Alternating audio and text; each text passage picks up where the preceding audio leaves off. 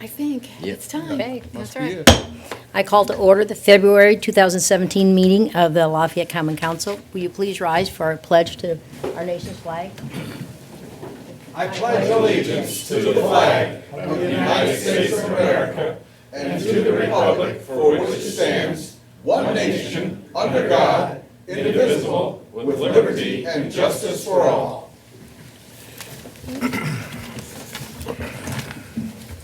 Will the clerk please conduct a roll call? Heidi, Here. Clinker, Here. Reynolds, Here. Campbell, Here. Brown, Here. Allersmeyer, Here. Williamson, Here. Downing, Here. Nargi. Here. Quorum present. Okay, our first point of business is we need to have a public hearing, so we'll need a motion to recess this meeting and to have a public meeting. So moved. So moved. Second? Second. Okay. The first ordinance for public hearing is ordinance 2017-01. An ordinance to vacate a portion of the public way in the city of Lafayette, Indiana, Lafayette Pentecostal Church Incorporated petitioner. Okay, is there anybody from the public that has any questions or concerns or about this? I don't know if you care to hear from the petitioner's representative. If not, I'll sit back and. We'll wait till we hear it on the, At the reading, okay. Any public comment? Okay, I hear none. Let's go to the second one for public hearing, ordinance 2017-03. amendment to ordinance number 85-12 as last amended by ordinance 2012-32 concerning charges for sewage services. Okay, once again, any comments from the public or concerns during this public hearing? I move the meeting be reconvened for the purpose of carrying out the city's business. Okay, do I have a second? Second.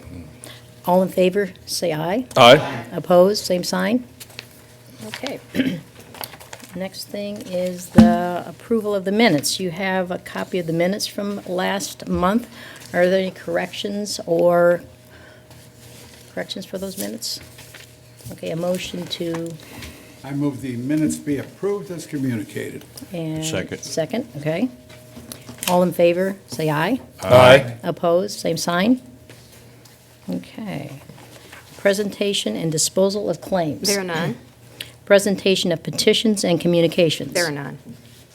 Reports of city offices on file in the city clerk's office. Fleet maintenance monthly December, water pollution control department monthly December, waterworks department monthly November, and police department December. And all these reports are on file in the clerk's office, and you may view them during regular business hours. Okay, ordinances for second reading. Ordinance 2017-01. An ordinance to vacate a portion of the public way in the city of Lafayette, Indiana, Pentecostal Church Incorporated petitioner. Okay, Madam President, I move that we hear and approve ordinance 2017-01. second? Okay. Thank you. Jason Ramsland here for the petitioner. Address is 201 Main Street, Lafayette, Indiana, 47901. Since this is on second reading, obviously you've all heard it for the first time. So unless the City Council has any questions for the petitioner, I'm happy to cede the rest of our time and permit the council to vote. Are there any questions from the council? Are there any questions from the audience?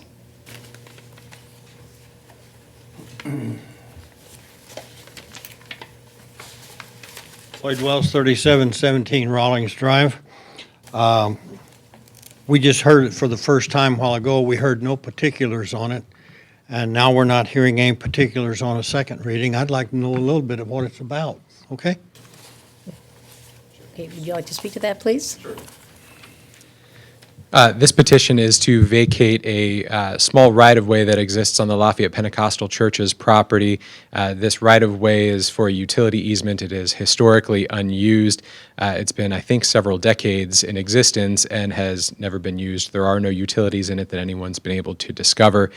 The primary purpose of vacating this particular portion of the right-of-way is so that the church can expand on its current buildings so that they can better serve the needs of their congregation and the needs of their community. There are several neighborhood associations who meet in the church's space and may potentially meet in the new space that's constructed as well. So it's not just congregation serving, but it's also community serving as well. So we're vacating the right-of-way so that the church can expand its building to meet the needs of the congregation and the community as well. Thank you. And Jason, can Yes. you state the church owns on both sides of this utility easement? Is that Oh, correct? certainly, yeah. The church actually owns the easement itself. The city just has rights to, easement rights over it. But yeah, there is no property on either side of it that is owned by anyone but the church. So And the only is it people, a 10-foot utility easement, do you recall? I think it's a little larger than 10 foot. I may be mistaken. Is it 10 foot? It's adjacent to. Yeah, I think it may be 20 feet, but it's a relatively small patch that runs north and south, I believe, along the line of the property, or between the lines of the two properties. You mentioned that the Pentecostal church owns the easement? Yeah, they own the easement. The city holds a right of way. We're getting into a little bit of first year law school property class territory there, but They own the land, and when this was platted, they gave a easement for utility purposes so that the public could run a sewer, water, whatever. And they own on both sides. It's never been used for utility purposes and apparently has no ever prospective need. But we still own it in theory, do we not? We It's not own been the signed over to the church. We own the right-of-way. Right. We don't own the land. They gave us an easement over their land. Over their land. Years ago, Okay. just in case when that area was developing, someone needed to run a sewer through there, but obviously, proper power, most pipes and everything. I think it came about as part of the subdivision process where, as the property was subdivided, it was sort of compulsory to have this right of way there. So Okay. basically, we are vacating our right to that, to use that easement.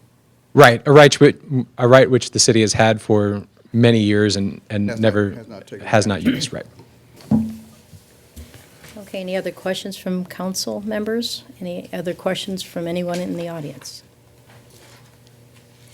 Okay, will the clerk conduct a roll call vote on ordinance 2017-01? Heidi, Aye. Clinker. Aye. Reynolds. Aye. Campbell. Aye. Brown. Aye. Allersmeyer. Aye. Williamson. Aye. Downing. Aye. Ordinance passes 8-0.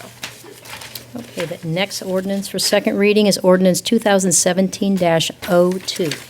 An ordinance fixing the salaries of the sworn protective occupation and law enforcement poll members of the police and fire departments of the city of Lafayette, Indiana for the year 2017. Okay, Mr. Mayor? Madam President, ladies and gentlemen of the council, as you, Oh, yes, we need to get it on the I table. move to hear ordinance 2017-02.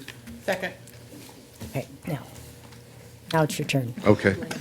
Madam President, ladies and gentlemen of the council, this is second reading on ordinance where we're just cleaning up an error. As you know, we negotiated a contract with the firefighters union, and we established pays in there for different specialties. We had a specialty pay that was listed at $500 and should only be $250. Some of them are $500, some of them are $250. There's one that got listed incorrectly, and this is simply an ordinance to clear up that discrepancy in the prior ordinance.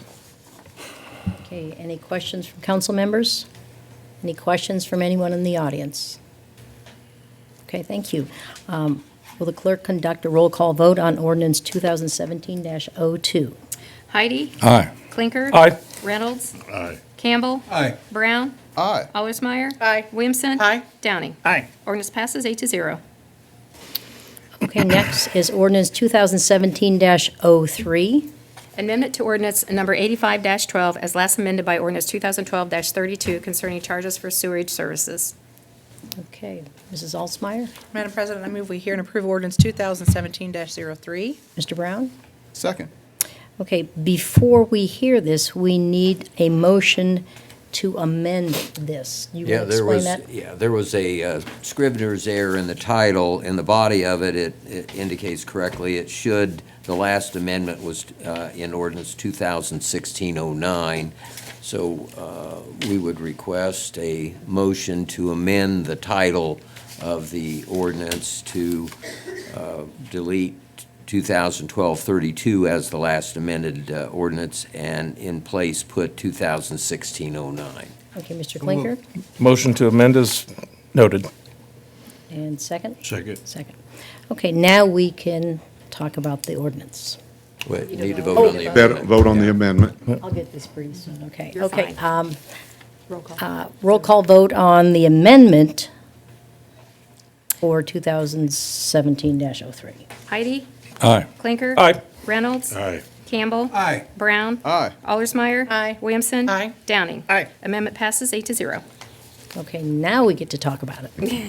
Madam President, ladies and gentlemen of the council, before you have the ordinance to facilitate the increase in sewage rates to pay for the next phase of the combined sewer overflow plan that we have here for our community. As many of you know, and I'll cut this back, I've been asked by several of you not to be quite as windy as I was during the last presentation. But as many of you know, the city of Lafayette several years ago entered into a judicial agreement with EPA and IDM that actually went through the courts that our community would reduce the amount of raw sewage that flows into the Wabash River during significant rain events. As most communities along rivers, we were built with combined sewer that mixed the stormwater and the rainwater and the sewage during significant rain events, and we were required to reduce that amount significantly. So we've been on that path now for several years. As many of you remember, we mined a giant tunnel underneath downtown. We've put in the Pearl River Lift Station. We've done all the work on Earl Avenue with all the new storm sewers out there, the Durkee's Run project, which actually took 1,000 acres of Lafayette off the combined sewer. We've done several other small projects with green infrastructure, rain gardens, bioswales, things of that nature, and we're getting ready now to go into the next phase of the projects. In that agreement, it actually tells us what year we need to build the projects in and what year they need to be completed by and how many years of monitoring that we'll need to do. So the next phase of projects is a significant sewer that will go down Brown Street that will then tie into that giant conveyance tunnel that we built underneath downtown several years ago, which will run over to the Pearl River Lift Station, which has pumps in it that will pump 26 million gallons a day, but have the capacity to be increased to 52 million gallons a day. We'll also be doing some work up on Erie Street and Greenbush, tying in pipes that were actually put in during railroad relocation to tie into the Brown Street and then to the conveyance tunnel. The other project will be a significant underground storage tank about the size of a football field down along the river, close to Leibolt Field, the softball fields down there, that will hold about 4.7 million gallons. This sewage increase that we're asking for in the first year is 16%. In the second year is 6%, and the third year is 5%. That's the increase that's required to pay the bonds that you'll hear about in a little bit to do those two projects and get them completed in the timeline that is laid out in the judicial agreement. So with that, I'm going to turn it over to Brad to talk about the projects just a little bit more. We're not going to have Greeley and Hanson stand up and do like they did last time, but Brad can go into a little bit more detail, and then we'll have our financial advisor here give you a brief overview of how the calculations were done to come up with those amounts to pay for these projects.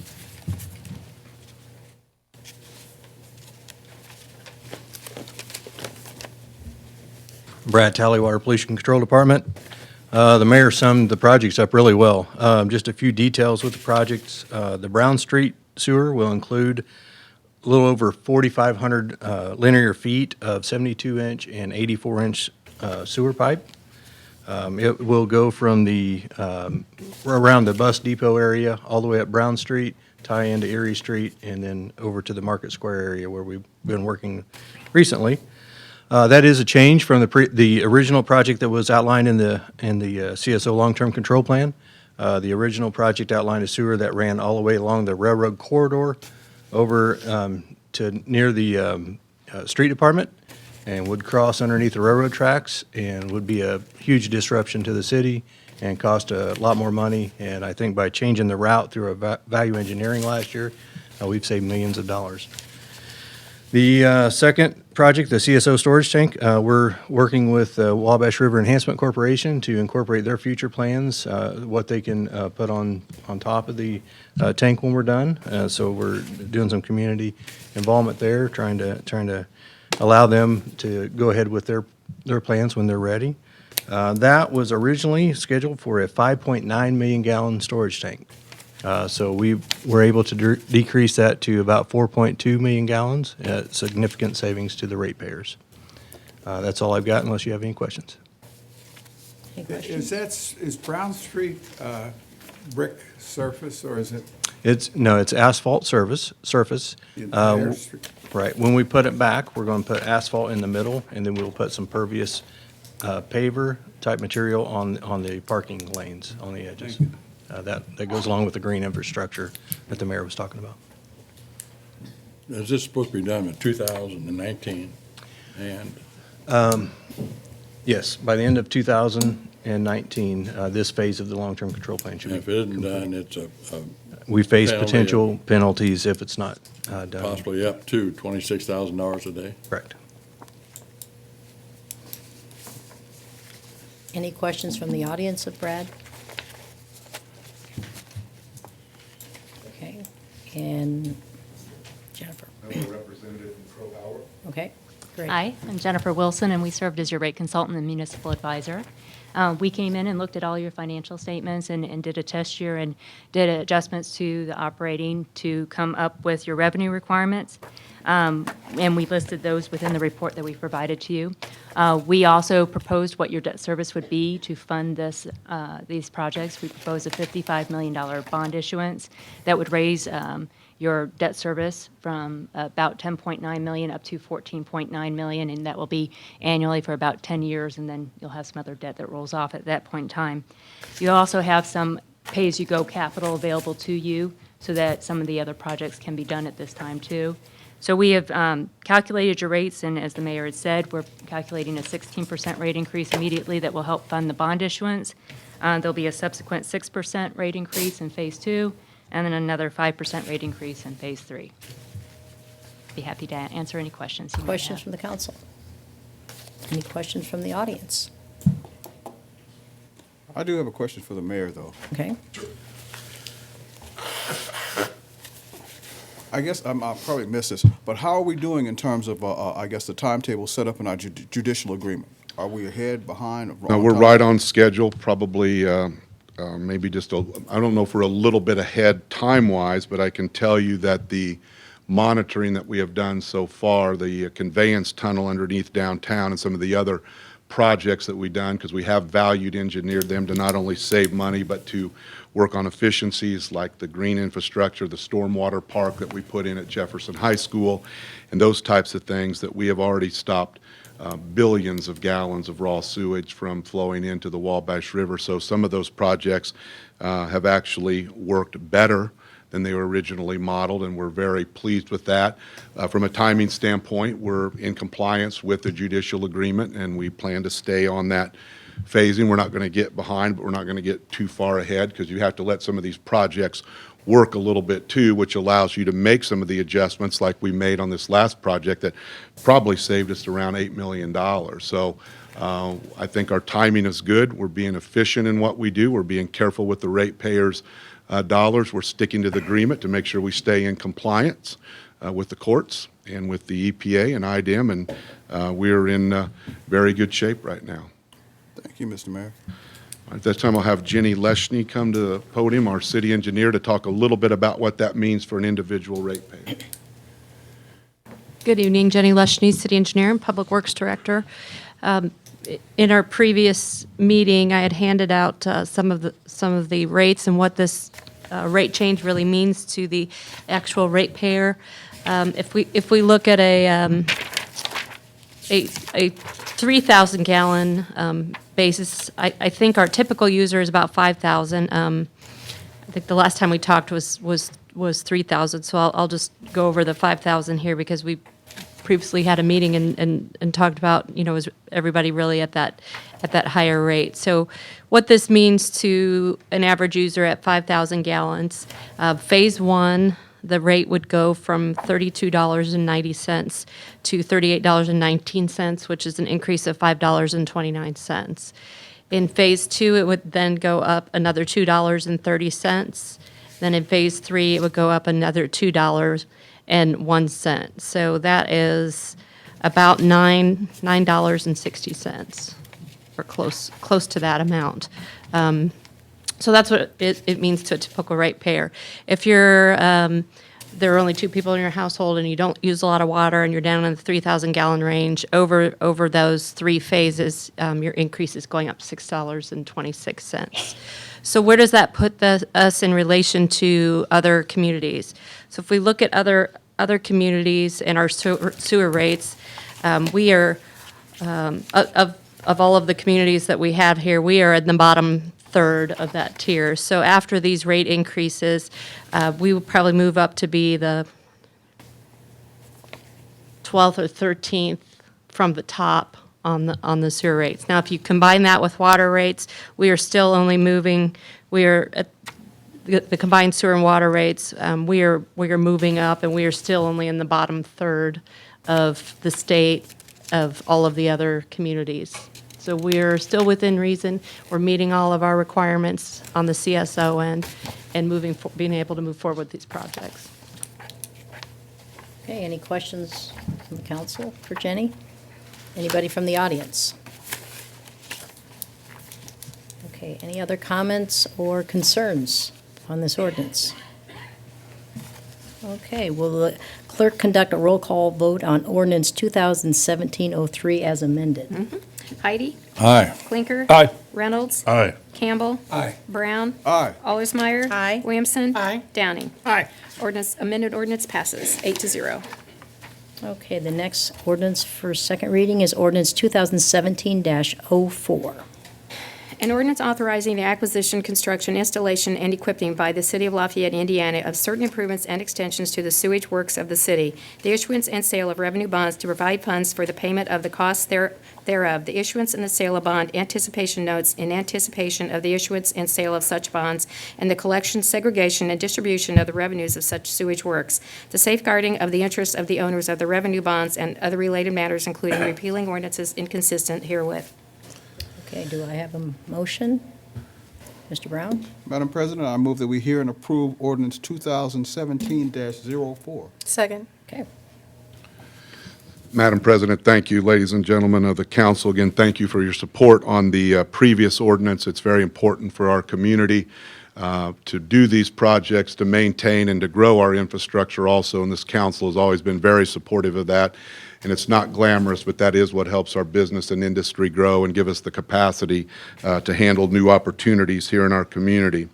This particular ordinance before you now is the actual bond issuance ordinance that will pay for those projects so we can get them done in that timely manner that we talked about and be completed with them and get them paid to get those companies paid by that 2019 mark. And so this is the actual bond issuance ordinance. We have a representative here from Bingham, Greenbaum, and Dahl, which is our outside bond counsel. Mr. Chosnick is also here to answer any questions that you might have. The rate calculations than that basically remain the same. The projects are all the same, and so we'll have the legal team at this point explain to you the process now that we'll be taking to actually issue those bonds as we move forward.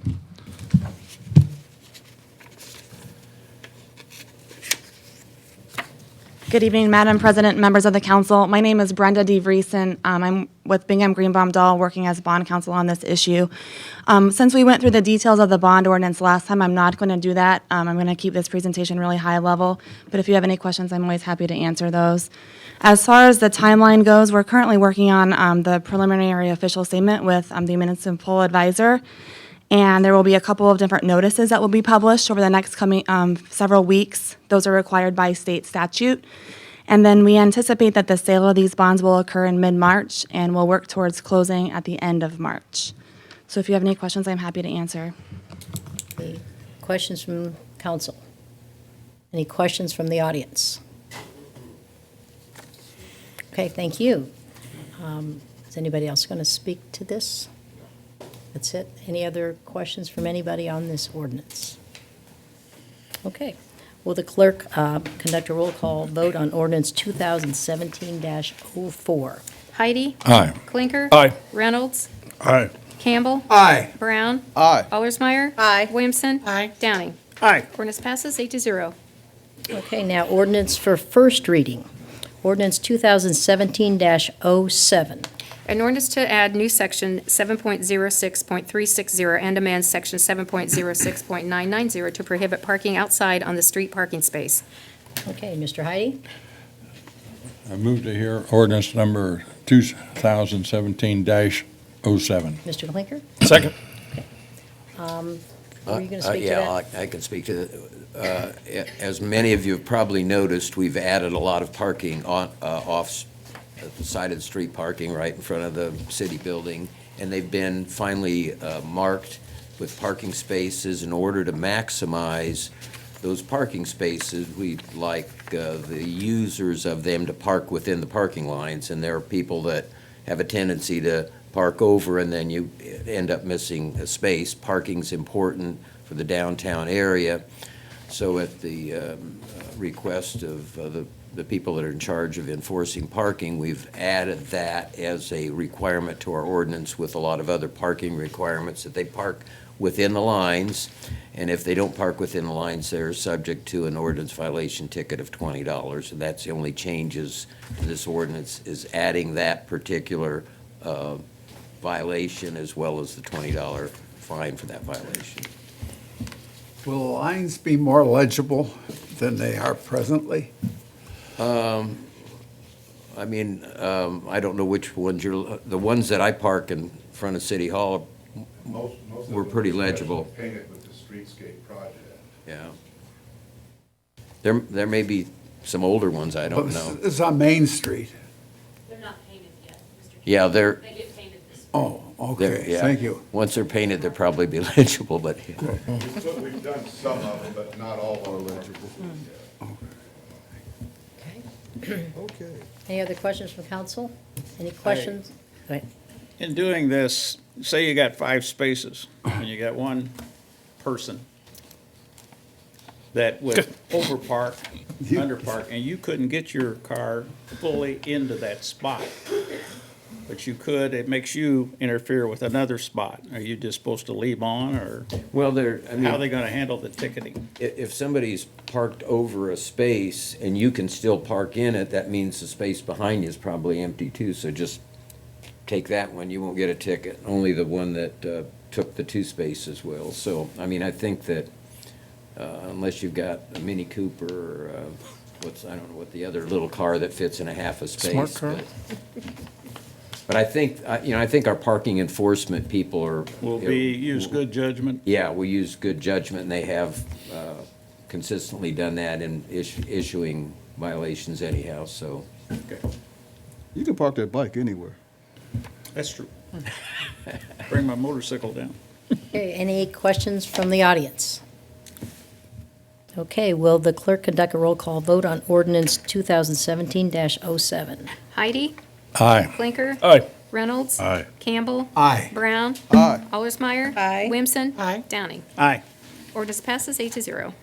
Ordinance 2017-08. An ordinance to amend the zoning ordinance of Tippecanoe County, Indiana to rezone certain real estate from R1U to PDRS, Historic Pierce House, 538 South 7th Street, 538 LLC petitioner.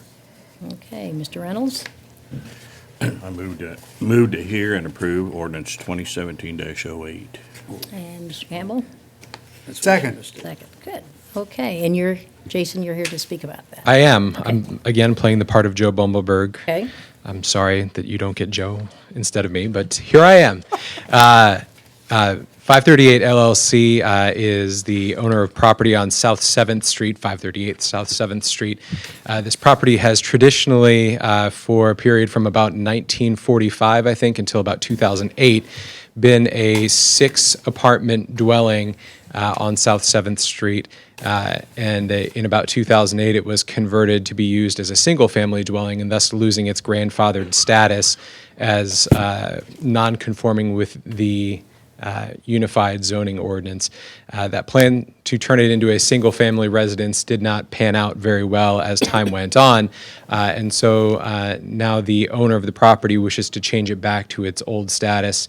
It got a favorable recommendation from the Area Plan Commission staff, a 15-0 affirmative vote at the Area Plan Commission, and we ask for the City Council's approval and affirmative vote on the ordinance to modify this property's zoning classification from R1 to, my apologies, from R1 to PDRS, Plan Development Residential. I'm happy to answer any questions. Any questions from the council? Any questions from the audience? Hearing none, will the clerk conduct a roll call vote on ordinance 2017-08? Heidi? Aye. Clinker? Aye. Reynolds? Aye. Campbell? Aye. Brown? Aye. Allersmeyer? Aye. Williamson? Aye. Downing? Aye. Ordinance passes 8-0.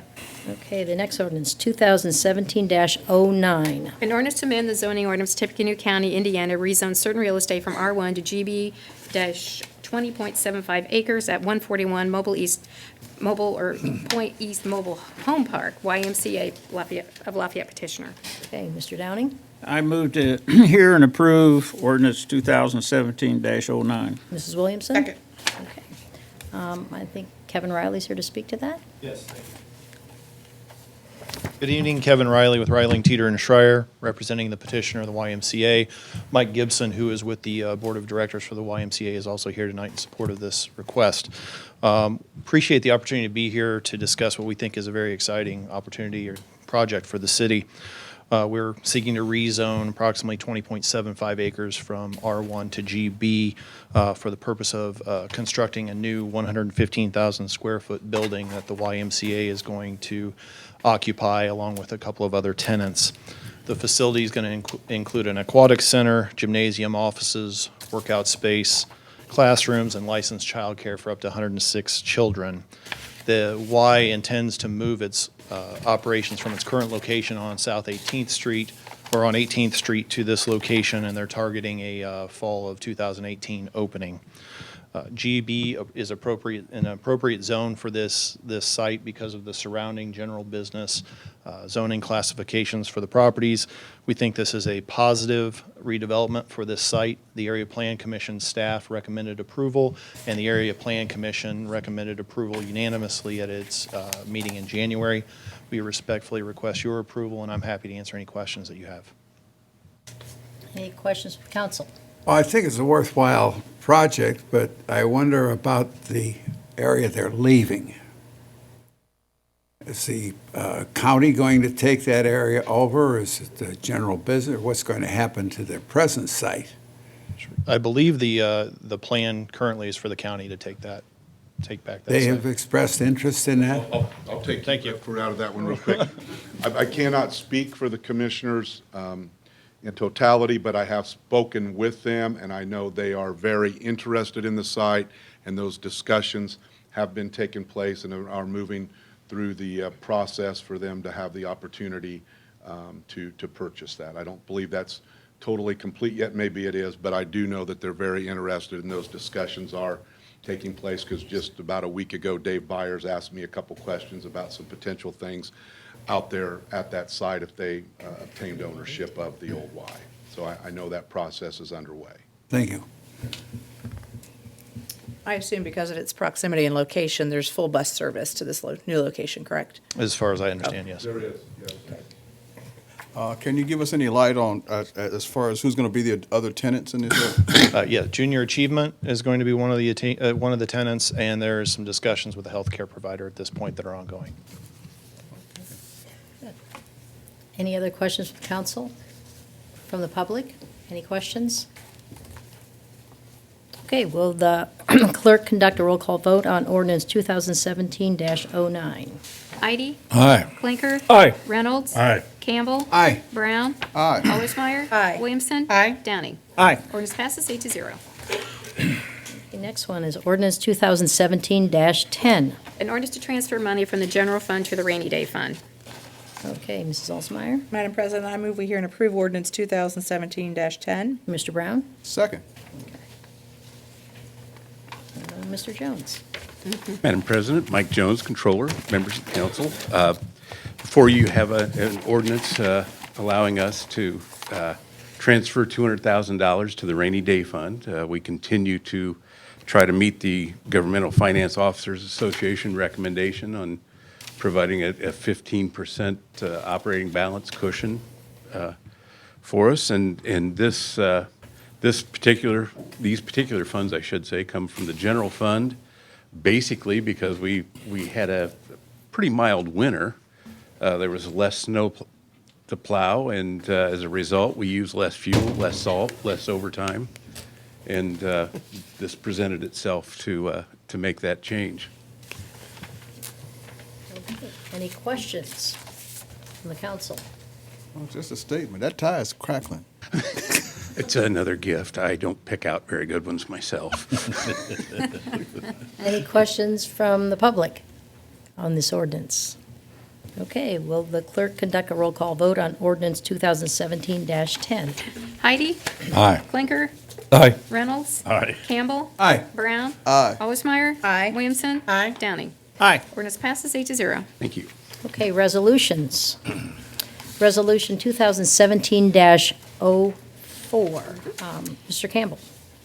Go ahead, let me read it. Oh, I'm sorry. Go That's ahead. okay. Okay. A resolution of the Lafayette Common Council approving the Alexander Ross Regulated Drain 2016 Master Plan Report. Okay, Mr. Campbell? I move that we approve that Mr. ordinance. Reynolds? Second. Second, okay. I would ask, I guess, will this make those properties shovel-ready for development? Milan? No. We began the master planning process in an effort to assist the property owners of sort of imagining what could be on that site. And really, I think this plan will serve them to help market those sites and be able to raise funds or grant monies or move forward with future TIF funding in order to be able to start to develop that. So this is just a plan. We're not building anything at this point in time, but it outlines the water, the sewer, the roads, and the drainage in this particular area. This is the Alexander Ross drainage area, and we partnered with the county early last year to start looking at what it would take to do a master plan in this area to move forward with development in that area. So Dave Eichelberger is with Christopher Burke Engineering, and they have helped us through this planning process. We've met with several of the stakeholders, people from the county, the county surveyor, our economic development people, and the landowners there to move forward with this plan. If you recall, about a year ago, we did the same thing in the Berlowitz drainage area. And I believe this year the county is talking about starting some of the pilot work on the drainage portion of the Berlowitz. So what we're hoping is this serves as a plan as funds become available and we can start working on the drainage. That always seems to be what has to come first on the development projects, that we will have enough interest to promote the development of these areas in the future. So Dave is here to do a brief presentation, and then we can answer any questions. Okay, thank You have no infrastructure in that area? We have a little bit at the end of Progress Drive up by Walmart.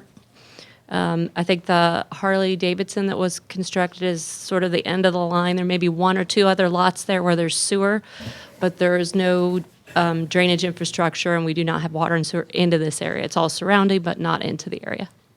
Okay. I am Dave Eichelberger with Christopher Burke Engineering. I think Jenny pretty much took care of everything, so I don't know what else to say. This is a watershed. It's located on the east side of Lafayette. The exhibit here, north is at the top of the exhibit. Here, I-65, State Route 26, McCarty Lane, and Parkeys Boulevard. This watershed was first studied back in 1993 due to its poor drainage and its potential for development. And that 1993 study resulted in a plan to have two regional detention basins constructed, one on the east side of I-65, one on the west side of I-65. The one on the east side already has been constructed, was constructed as part of the Meyer development, some of the other development in the area. The one on the west side, we really didn't have very good topographic information available at the time, and it was just partially constructed, mainly when the Walmart went in. So there's Walmart, there's the Meijer. This master plan is for the 380 acres to the west of I-65. And like Jenny said, it's merely a master plan to get through all the engineering, figure out how large the regional detention basins need to be, how to get everything to blend together from a stormwater quality standpoint as well as the detention standpoint, and also to master plan roads and water and sewer.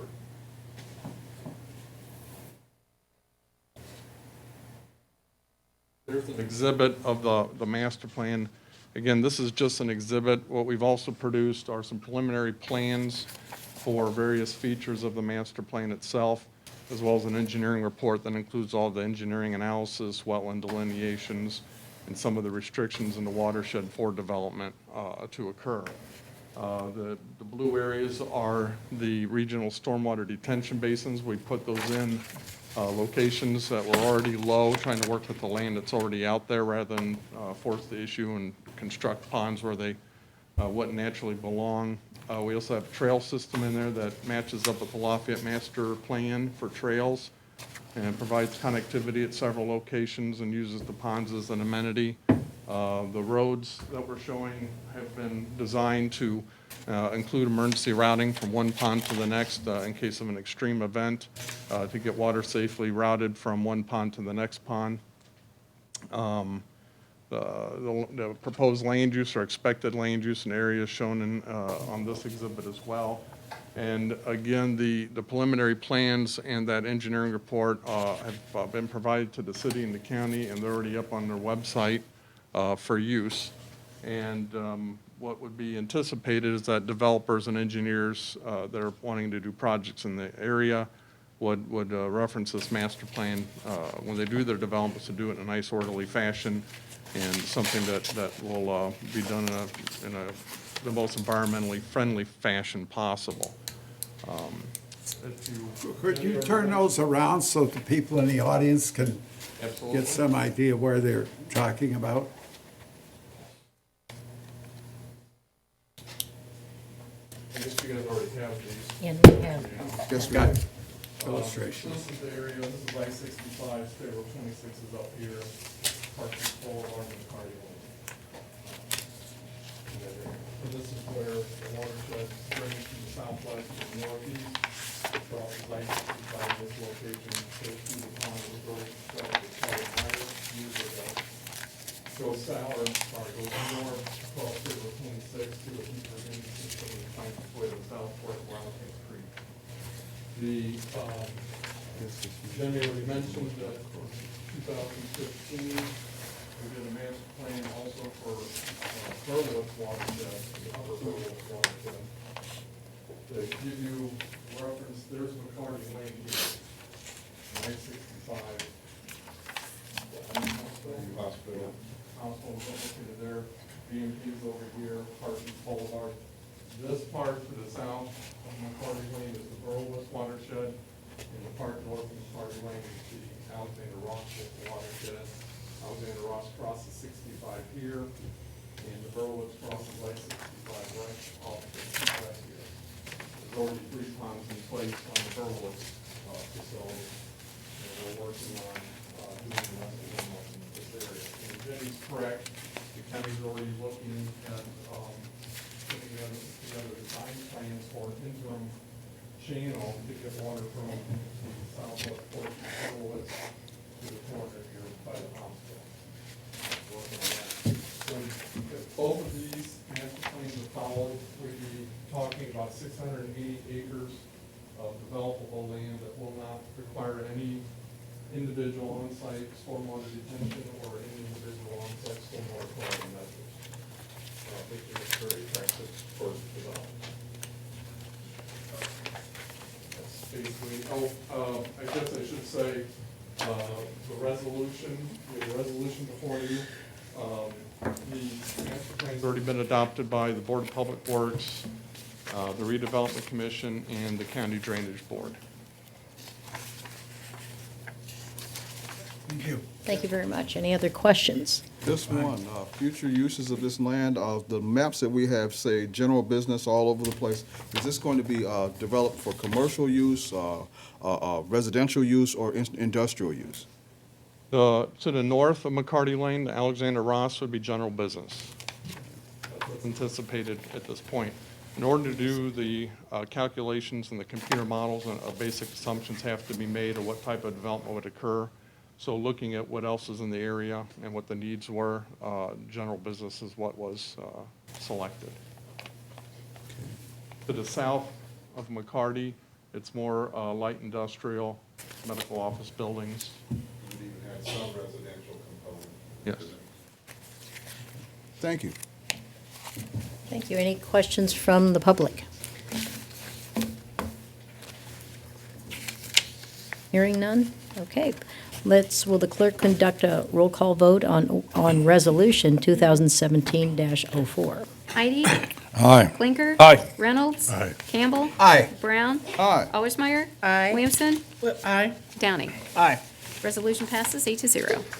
Okay, Resolution 2017-05. A resolution of the Common Council of the City of Lafayette, Indiana, approving and authorizing certain actions and proceedings with respect to certain proposed economic development revenue bonds and related matters.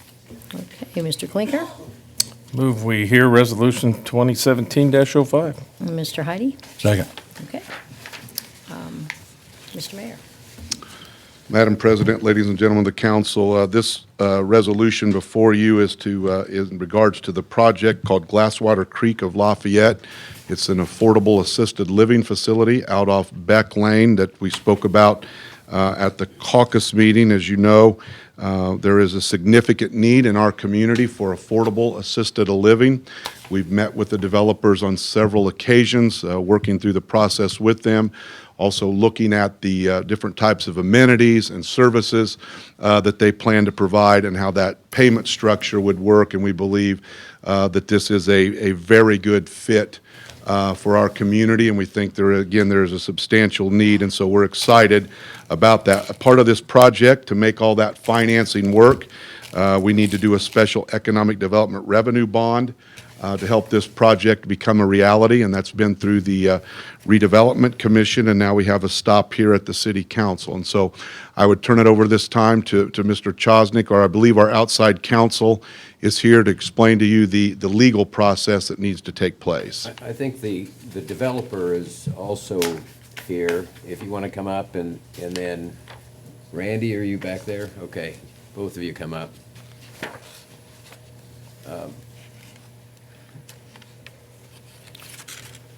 I'm Dave Cooper, President of CRF Affordable Housing, and we appreciate the opportunity tonight to talk with you about this project. We're very excited to getting ready to construct this. This affordable assisted living, which is not a new product, it's been in other states, but there's a lot of market rate affordable, but this is assisted affordable, which uses a combination of tax credits and tax-exempt bonds, but then it has a Medicaid waiver, which enables the residents who qualify. You have to be at 60% or less of the median income in order to be a resident.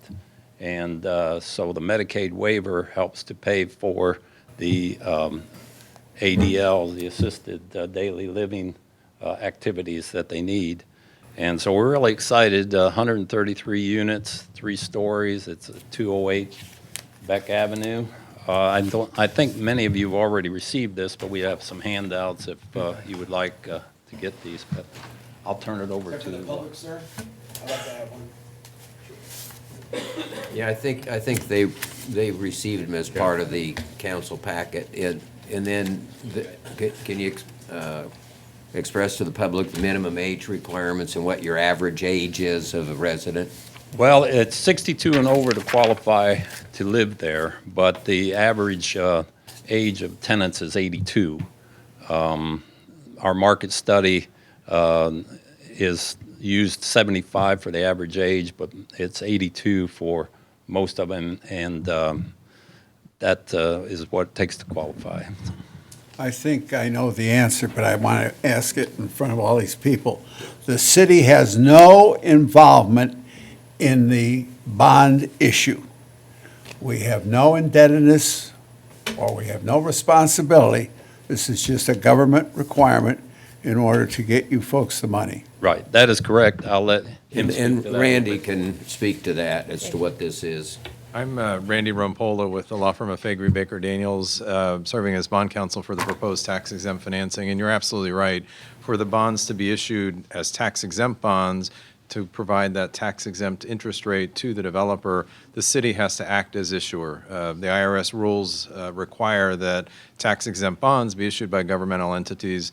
The state has provided for the Economic Development Commission statute that allows the city to issue bonds through the Economic Development Commission. The bonds are payable solely from payments by the developer.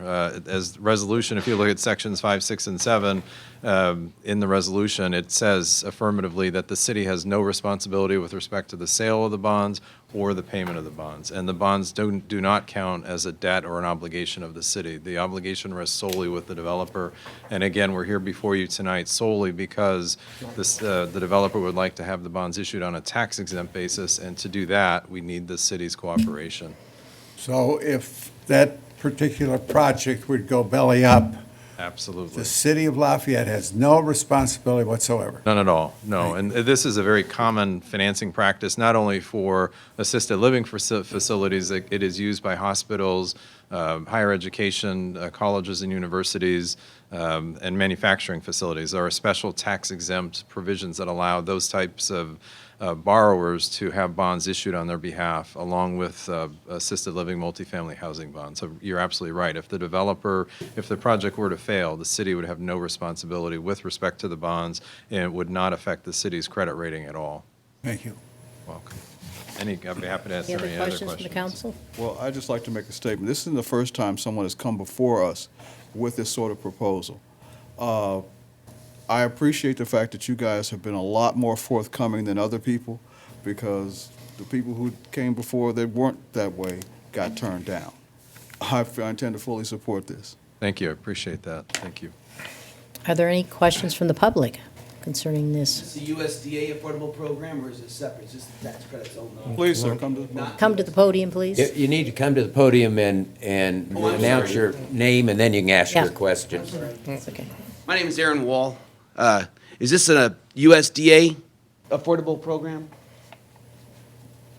Go ahead. No, it is not USDA. It's a tax credit and tax exempt bond property. Cool, thank you. Okay. Any other questions from the public? Okay, hearing none, will the clerk conduct a roll call vote on Resolution 2017-05? Heidi? Aye. Blinker? Aye. Reynolds? Aye. Campbell? Aye. Brown? Aye. Allersmeyer? Aye. Williamson? Aye. Downing? Aye. Resolution passes 8-0. Okay, reports of standing committees. None? Okay, reports of special committees. Okay, now on the agenda, we're going to do next the council appointments.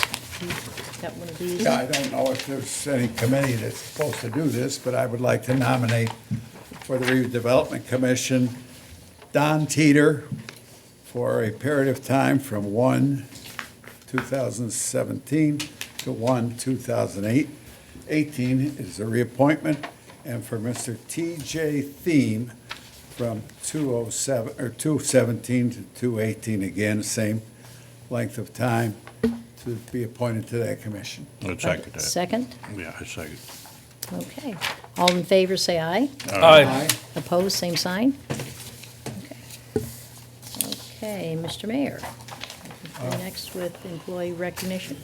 Madam President, thank you. Ladies and gentlemen of the council, we have a couple things tonight. Before my State of the City address, we plan to recognize some city employees that really went above and beyond the call of duty. And so first of all, I'm going to turn it over to Mike Roush, who is our Director of Operations for the Street Department and in charge of our Facilities Department. He will start the presentation, and then I will conclude.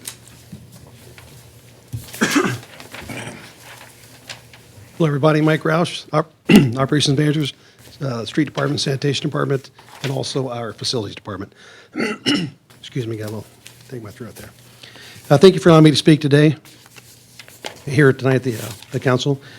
Street Commissioner Dan Kroll cannot be here because he's out of town today. I just want to make that on the record. I'm excited and privileged to be here tonight to acknowledge the courageous acts of 3 of our employees within the Street Department. The employees are Charlie Berry, Danny Kahn, and Audie Rice. I'd also like to introduce Darren Woods. He's a gentleman sitting in the second row. He's our general foreman on day shift, and these employees are all day shift employees. Before we get into it, I'd like to speak about our department and how I believe this comes about. There's a lot of times we talk about our department and the role our department plays within the city itself.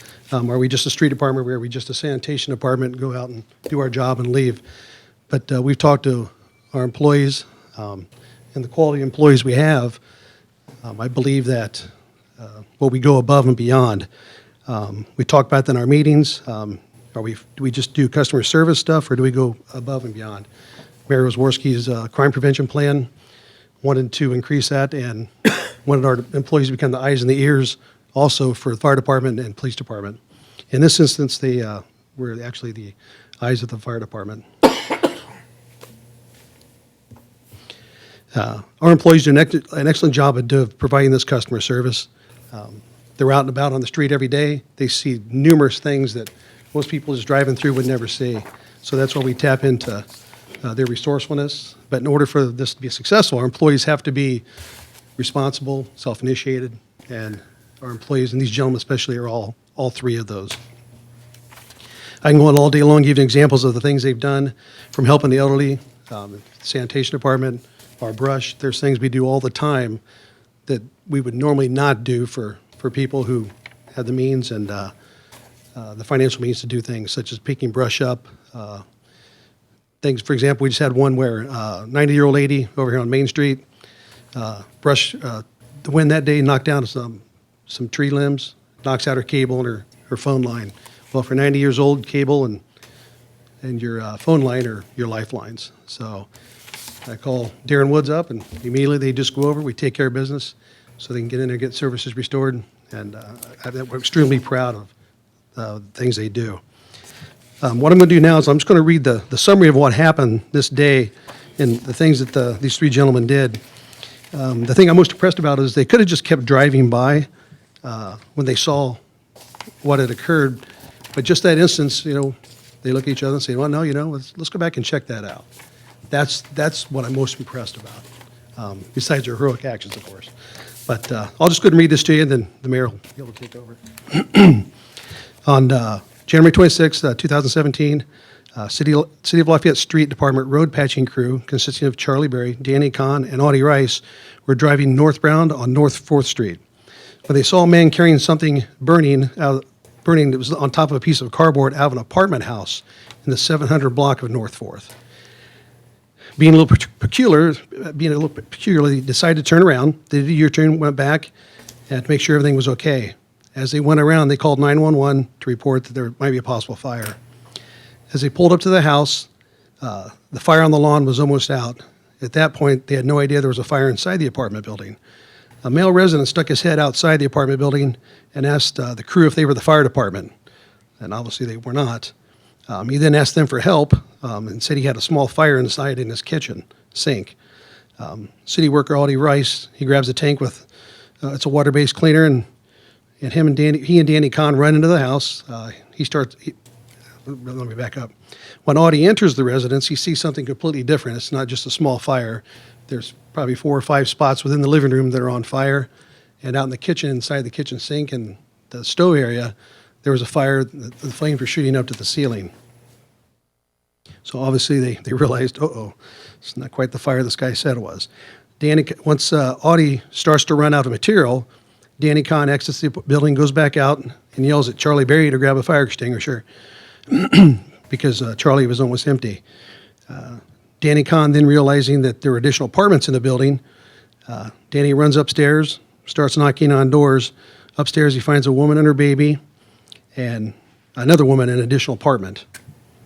The downstairs and the house were full of smoke. They had a very difficult time seeing and breathing. The other residents inside the apartment had no idea there was a fire.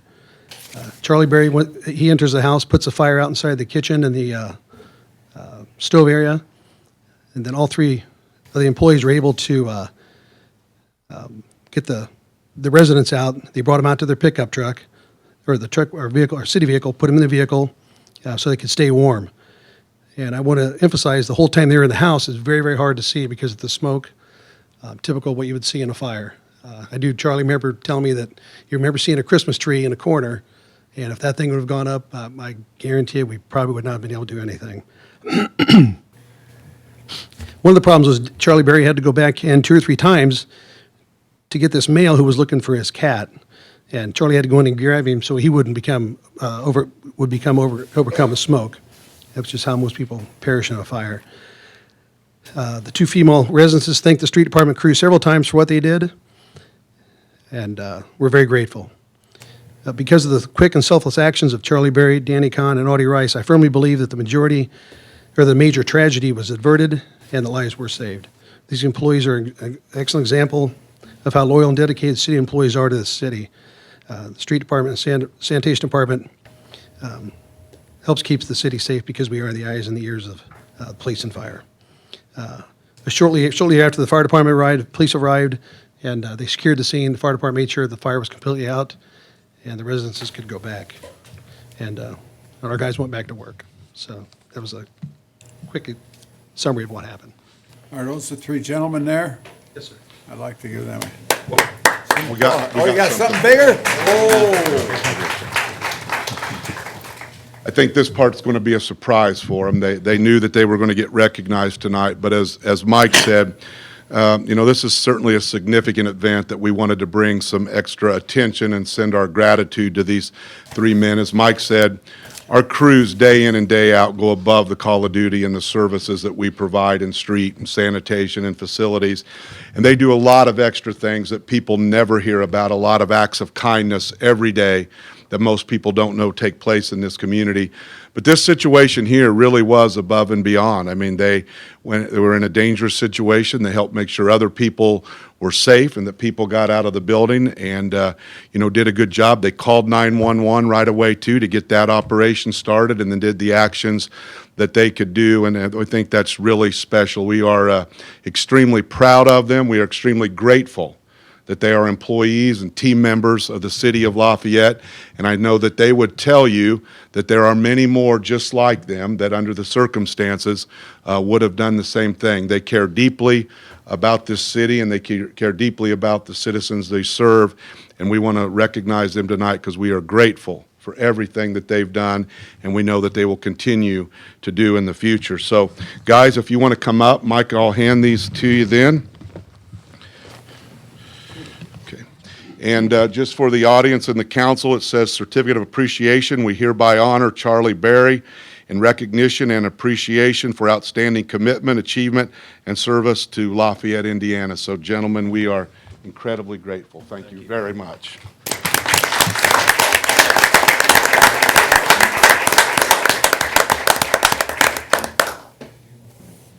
Congratulations. Thank you for all you do.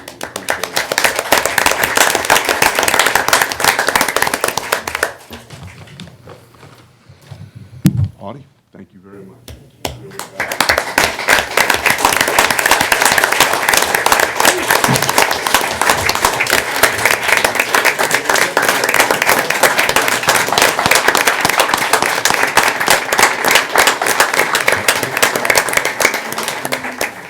Great job, guys.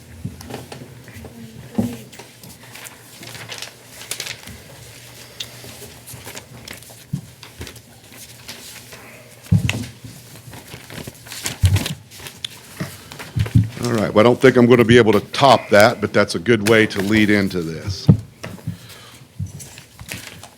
Madam President, members of the City Council, and all the citizens of Lafayette, it's my honor to deliver to you my State of the City address. I would like to begin with what I believe is most important, to thank all of our citizens who are committed, engaged, and the cornerstone of our community. I'd also like to thank the department heads, team members, other government units, Purdue University, and Ivy Tech for their collaborative efforts. We know that one of the main responsibilities of the council is to ensure the wise use of our tax dollars and fiscal responsibility. I'm pleased to report that with all of us working together, we are doing just that. We continue to provide outstanding, cost-effective services and strive to meet the benchmarks for financial standards that the investment banking world and the bond rating firms require. As you've heard, the Governmental Finance Officers Association recommends that a city have a 15% emergency operating fund.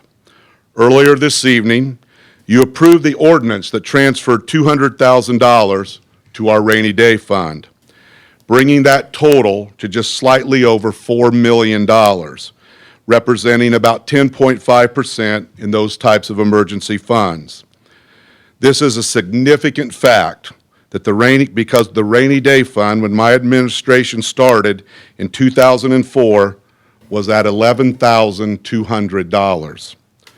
Our cash operating balances have increased towards the levels recommended by the GFOA, and the city department's adherence to council-approved budgets and the improved operating efficiencies of all of our team members have produced sufficient cash balances.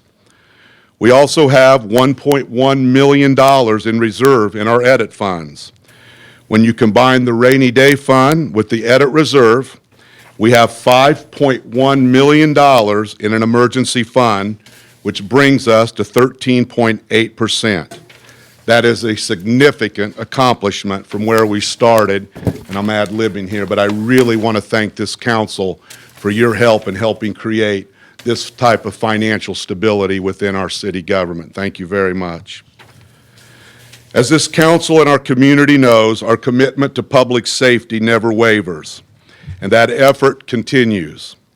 The heroin and drug epidemic that is sweeping the United States continues to make headlines in large cities and small towns all across America. Back in September of 2015, we held a press conference to not only announce our initiatives, but to help start the community conversation, knowing full well that law enforcement cannot solve this problem alone, and the need for access to addiction services, mental health counseling, support from the medical community, and the community as a whole was critical. Since September, the Lafayette Police Department has worked diligently to implement those initiatives, as well as work beyond law enforcement to involve other local entities focused on crime prevention and neighborhood safety. Our take-home patrol car program has been implemented, and we currently have 42 vehicles in our neighborhoods. 16 of them have been achieved through the new program. We estimate over the next year we will add 6 patrol cars to that number and up to 11 in 2018 as officers come out of training. From a manpower standpoint, it has been a very busy 24 months, but very productive.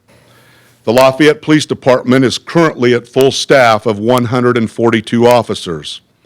This now allows 2 positions to be filled in the street crimes unit, which made 118 arrests last year with just 5 members, and will now have 7 members in that unit. We have filled a vacant position in the drug task force and filled the new position, and 2 additional officers will go to the crime prevention unit.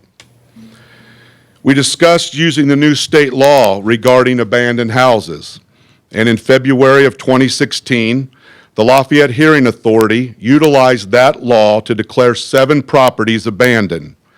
5 of those properties then became eligible for abandoned property tax sale. Those 5 properties were certified to Tippecanoe County, and in October of 2016, the county conducted an abandoned property tax sale. All 5 properties were sold at that sale. The purchasers obtained a deed of the property at the time, and the new owners have been able to start cleanup and rehabilitation of those properties.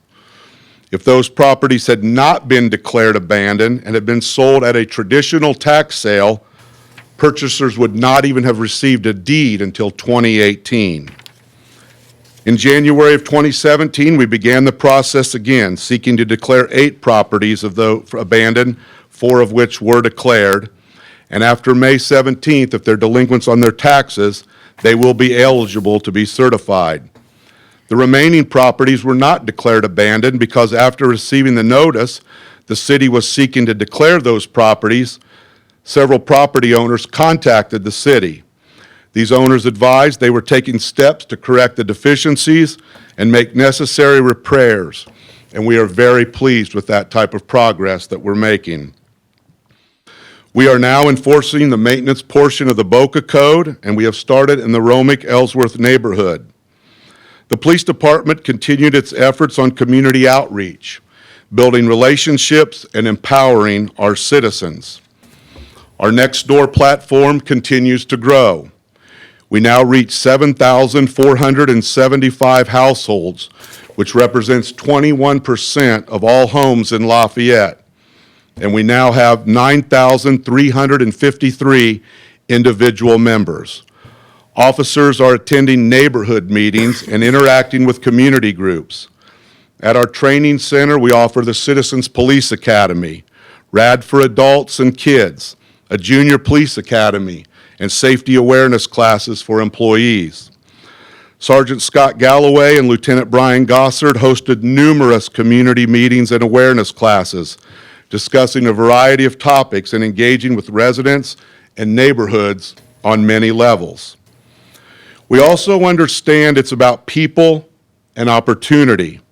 So the city partnered with Faith Church to develop the Hartford Hub in the Lincoln neighborhood, which has exceeded all of our expectations in reaching out to children and families, creating a new sense of community, hope, and opportunity.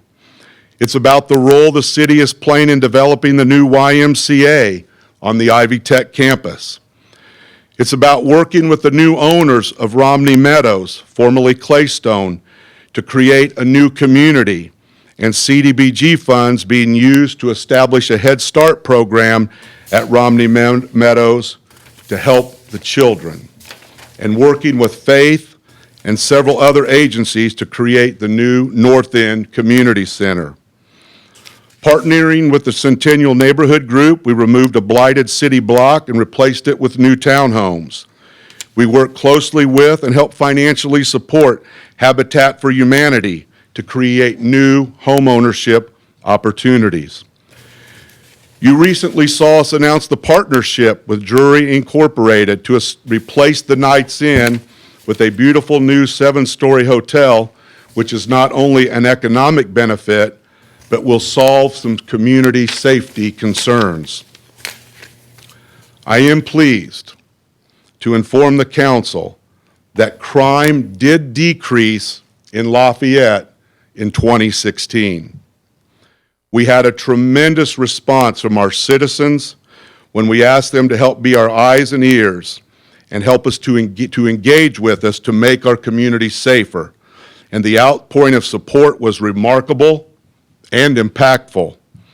Property crimes were down in every category, and there were 315 less incidents, which was a 9% decrease. Crimes against a person, or what we call violent crimes, were down in every category except robbery. There were 81 less incidents, which was a 20% decrease. The total number of incidents of crimes overall were down by 396, representing an 11% decrease in crime overall. This is good news, but we know we have significant work ahead of us. Yet, we do believe that with the support and response from the community, the initiatives we are implementing, and the community discussion on increasing access to addiction and mental health services, we are doing the right things and moving in the right direction. The Lafayette Fire Department continues on a very positive path. As you know, we implemented a 7-year apparatus replacement plan, and I wanted to bring you up to date on where we are. In 2013, we purchased a new Pierce engine. In 2014, a Pierce 102-foot aerial ladder truck. In 2016, a Marion squad truck. And in 2017, we will receive an additional new Pierce engine. We have purchased 8 new thermal imaging cameras over the last 3 years, and we recently upgraded 140 radios to a new digital format. In addition, we replaced all the MSA self-contained breathing apparatus with the most advanced technology system available. The Lafayette Fire Department also improved their ISO rating from a 3 to a 2. The scale that is used is 1 to 10, with 1 being the best score. And I want to put that in perspective for you. There were 48,000 fire departments rated. Only 132 of those received a 1, and only 1,059 received a 2 out of the 48,000. That puts LFD in the top 0.023% of all fire departments in the United States. That is phenomenal and has a very real benefit of affecting insurance rates in a positive way for our citizens and our businesses in our community. 2016 was another year of preserving and expanding our infrastructure. The northern and southern phases of Sagamore Parkway were completed, along with improvements to Greenbush Street, the Myers Bridge, renovations to Reilly Plaza, and South 18th Street. 4 miles of roads in our neighborhoods were paved. We also completed renovations to the Long Center and improvements to the city parking garage. Our main project, Downtown Streetscape, will be finished in the spring.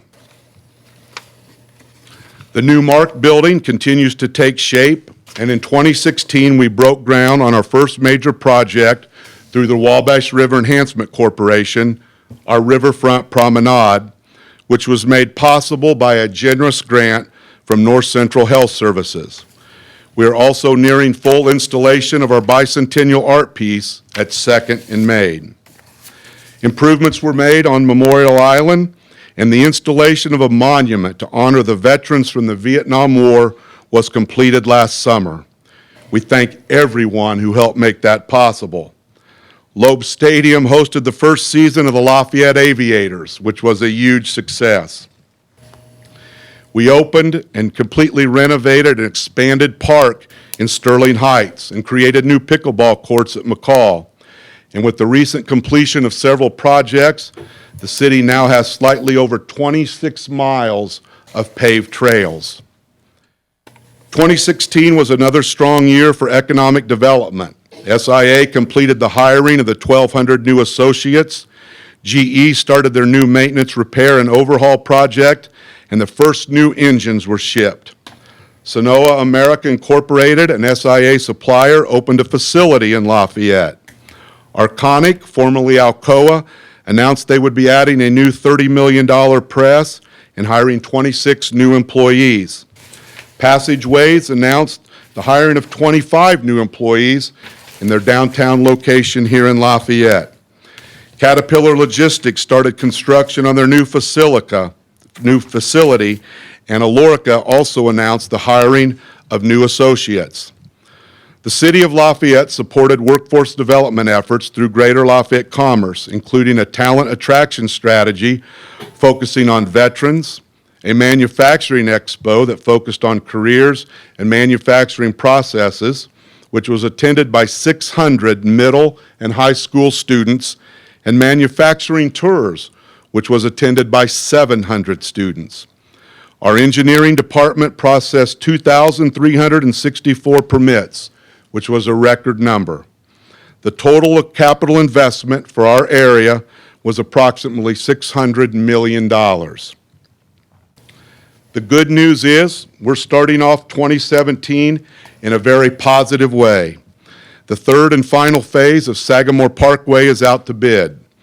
The Brown Street CSO project and the 4.7 million gallon underground storage tank will begin this year. We will continue work on Memorial Island and install a new playground at McCall, and planning continues for the new stadium.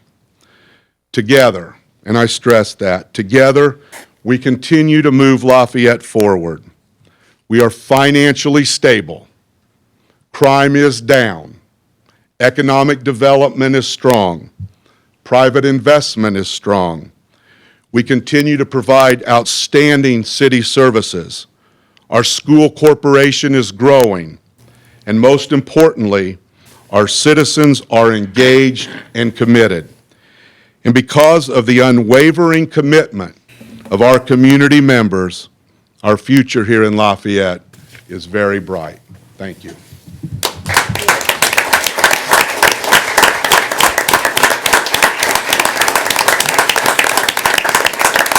Thank you, Mr. Mayor, for an excellent report, and we have lots of things to be proud of, and Lafayette is truly a great community to live in. Thank you. Okay. Let's see, what do we have left? Reports of councilmen. Public comment. Any, Public comment. oh, yeah, we have that next. Reports of councilmen, anything there? Okay, public comment. Anybody from the audience would like to talk about an issue or concern, come to the podium. Give your name and address, and you have 3 minutes, and please be respectful and courteous of everyone. I'm Lloyd Wells, 3717 Rawlings Drive. And as we're about to break in this spring, I guess, to that remaining section of Sagamore Parkway, I have a suggestion. I hope the city, I emailed you today to see if you could take a look at the possibility of entering Lincoln Square and Beeson's from the rear instead of having to come across there. It would bring a lot of traffic out of the construction zone and make it expedite everything, I think, if you can do it that way. It's going to be a sticky process, I know that, and so does everybody else, but I just saw an opportunity to perhaps bring a lot of that traffic in from the rear instead of having to cross that way, and I was hoping the city would take a look at using it that way instead of having all the construction problems, okay? Okay, thank you for your comment. Any other comments or concerns from the audience? Mr. Hamble? Madam President, I move we adjourn. Do I have a second? Second. All in favor? Aye. Aye. Opposed? Okay, we are adjourned.